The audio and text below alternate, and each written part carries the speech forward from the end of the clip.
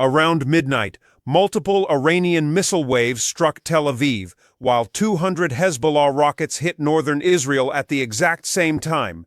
This was not chaos, it was coordination. 3 separate missile waves, timed launches, multi-directional pressure, sirens triggered across more than 20 Israeli communities in minutes, not sequentially, simultaneously, and that detail matters more than the explosions. Because what you are looking at is not escalation, it is execution. Execution of a strategy that has been building for weeks.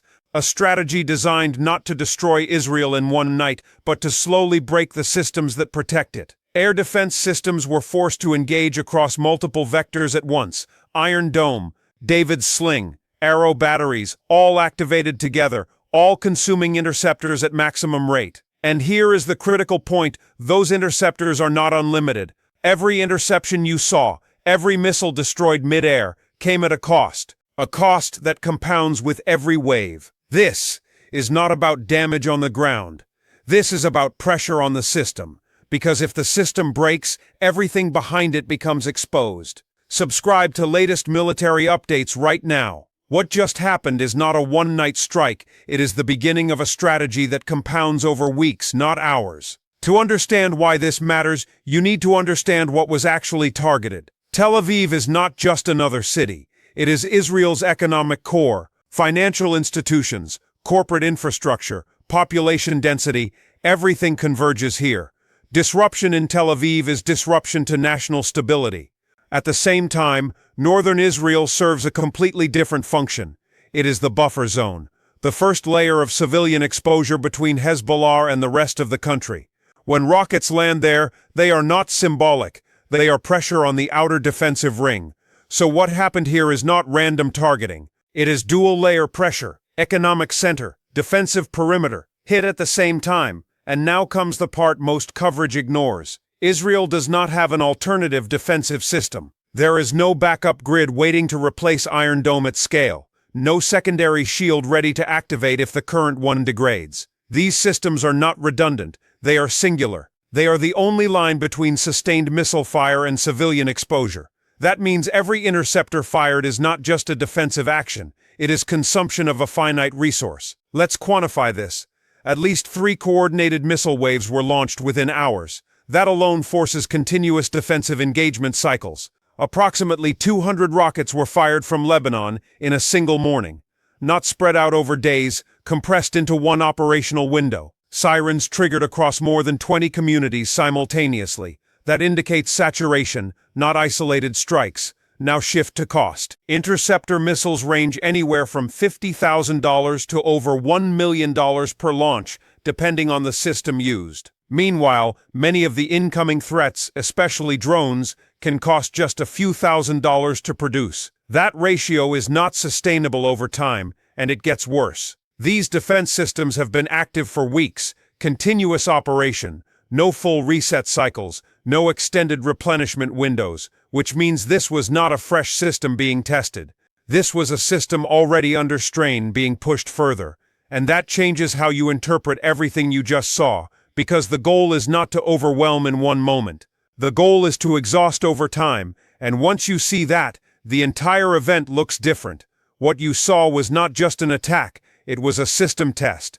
A deliberate, calculated stress test of Israel's entire air defense architecture.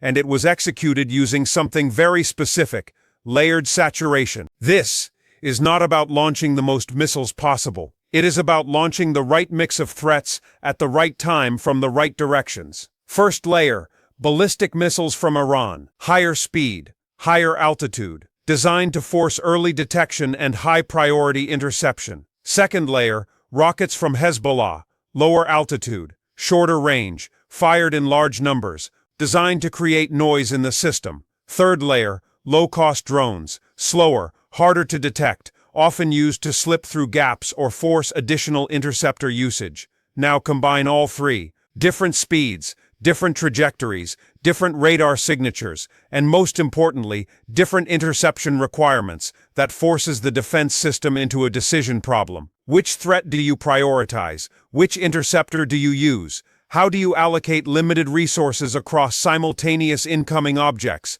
That is where the system begins to strain. Because these systems were not designed for infinite simultaneous engagement.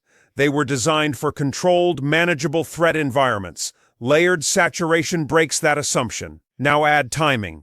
These were not random launches. They were synchronized. Missiles arriving at overlapping intervals, rockets following within seconds, drones extending the engagement window. This eliminates recovery time. No reset, no regroup, no recalibration, just continuous engagement. And that is the real mechanism, not destruction, consumption. Now look at the system itself. Israel's defense relies on multiple layers: Iron Dome for short-range threats, David's Sling for medium-range, Arrow systems for long-range ballistic missiles. Each system uses different interceptors, different cost structures, different reload cycles, and here is the vulnerability. They are all finite. Each interceptor fired reduces total available capacity. Each engagement cycle burns through inventory that must be manufactured, transported, and redeployed, and that takes time. Now connect that to cost. A low-cost drone might cost a few $1,000s. The interceptor used to destroy it can cost tens of thousands or more.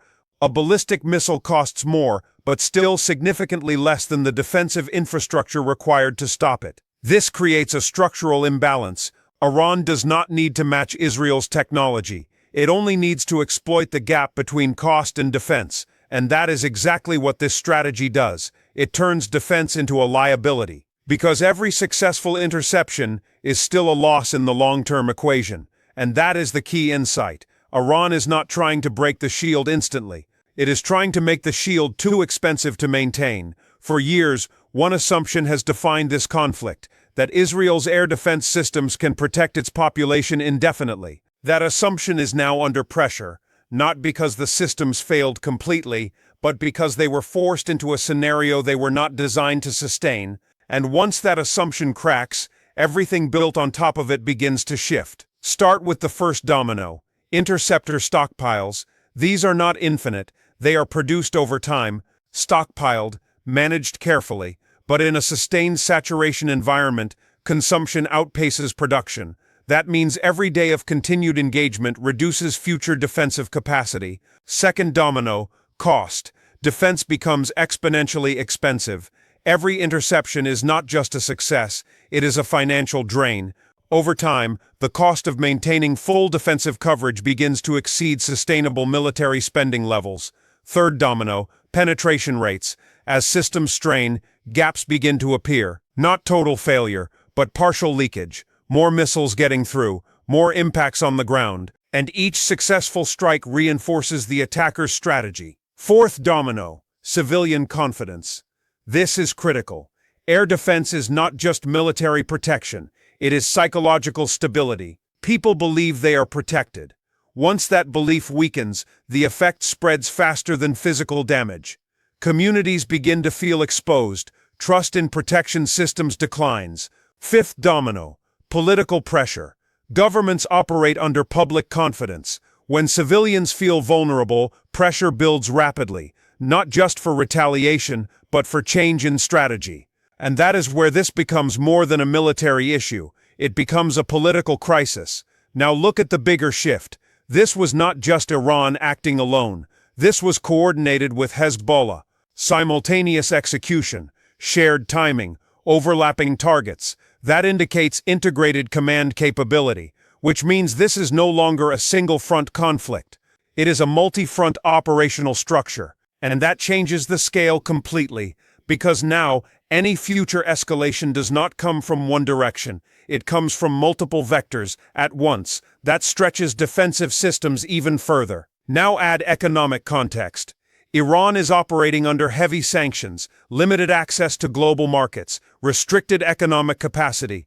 Under normal conditions, that would weaken a country's ability to sustain conflict. But here, it creates a different effect. It forces efficiency, low-cost weapons, high-impact strategies, sustainable pressure instead of high-cost offensives, and that flips the dynamic, because the side with fewer resources is now using a strategy that requires fewer resources to maintain, while the defending side must continuously spend at a higher rate.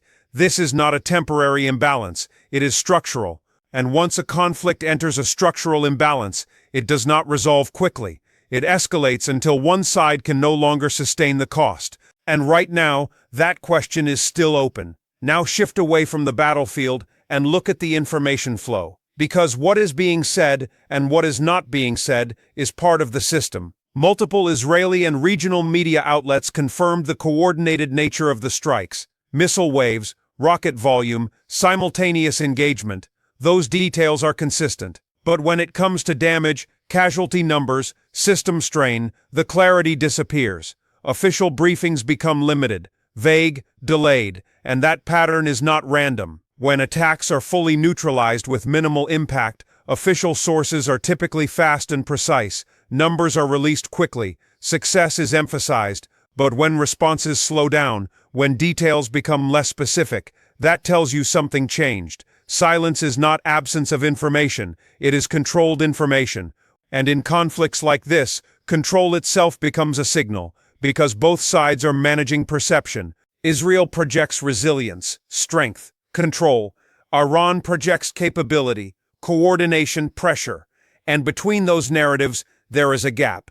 That gap is where the real analysis sits. Now look at what mainstream coverage focuses on. The event itself. Missiles launched, rockets fired, interceptions made. But it stops there. It does not follow the logic forward. It does not ask what sustained saturation does to a finite defense system. It does not quantify the cost imbalance. It does not analyze depletion. Instead, it frames each interception as success. But success in isolation does not equal success over time. And that is the missing piece, because this is not a single event story. It is a system-level story. And if you only look at individual moments, you miss the trajectory entirely. Now extend this beyond the battlefield, because the effects do not stay contained. They move through systems.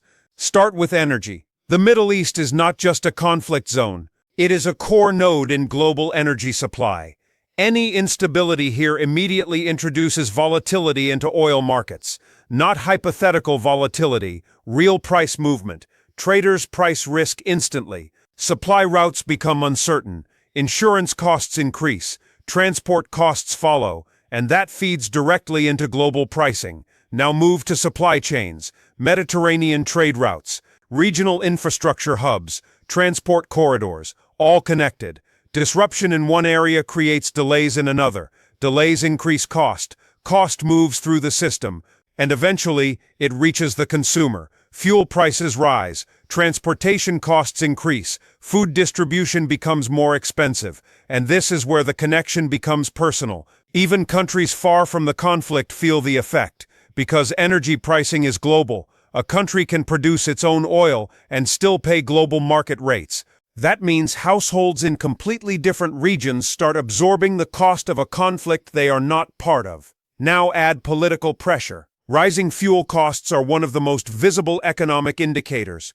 People see it daily, at the pump, in transport fares, in food prices. That creates domestic pressure on governments, which feeds back into foreign policy decisions. And suddenly, a regional military strategy begins influencing global political stability. That is the cascade, military or economic, political, global. And once that chain starts, it does not stop at the border. Now look at the conflict from another angle. Not weapons, not economics, but narrative. Because every conflict is fought on two fronts, the physical battlefield and the perception battlefield. Official statements frame actions as defensive, retaliation, protection, necessary response. But when you map the timeline, a different picture appears. Actions are not just reactive, they are part of a sequence, escalation followed by counter-escalation, each justified individually but collectively forming a continuous expansion. And here is where motivation matters.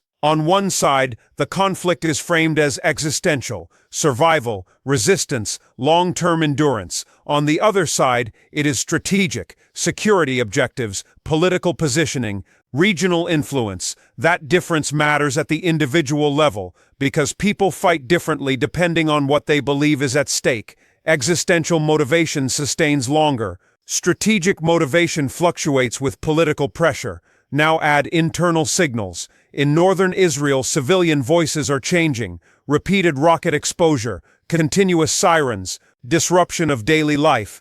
and the sentiment becomes direct, not just frustration, but questioning, about protection, about strategy, about duration. That is not collapse, but it is pressure, and pressure on the civilian layer eventually reaches the political layer, which then feeds back into military decisions. This is not separate from the battlefield, it is part of it. Here is where we stand. Coordinated multi-front attacks have been confirmed. Missile waves from Iran, rocket saturation from Hezbollah, simultaneous execution across multiple regions. Air defense systems have held but under visible strain. Continuous engagement, high interceptor usage, no clear reset window. What remains unclear is the full scale of impact.